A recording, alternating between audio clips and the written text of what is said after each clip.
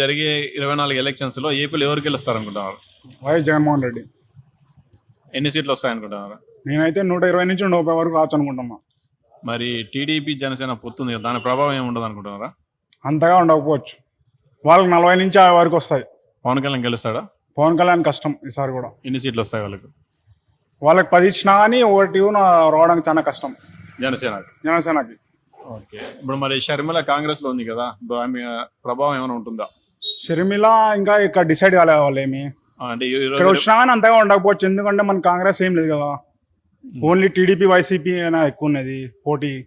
కాంగ్రెస్ వచ్చినా అంతగా ఏమి ఉండకపోవచ్చు, తెలంగాణలో ఉన్నంత ఉండకపోవచ్చు ఇక్కడ. మరి వైసీపీ ప్రభుత్వంలో అభివృద్ధి లేదు అనే దానికి? అభివృద్ధి అంటే ఇవన్నీ డెవలప్ చేస్తున్నాడు కదా. ఓకే.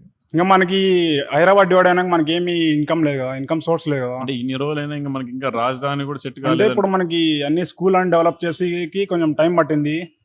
అన్ని ఇల్లుకి ఇచ్చేకి చాలా టైం పట్టింది కదా. నెక్స్ట్ టైం గెలిస్తే జగన్ చేయొచ్చు అని అనుకుంటున్నా.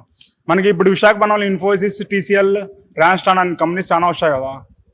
ఇంకా నిదానంగా డెవలప్ అవుతుందని అనుకుంటున్నాను. మరి ఉచిత పథకాలు పనిచేస్తారంట? ఉచిత పథకాలు హామీ ఇచ్చాడు కాబట్టి నెరవేర్చాడు. నెక్స్ట్ టైం స్టూడెంట్స్కి మంచి చేస్తాడని నేను అనుకుంటున్నాను.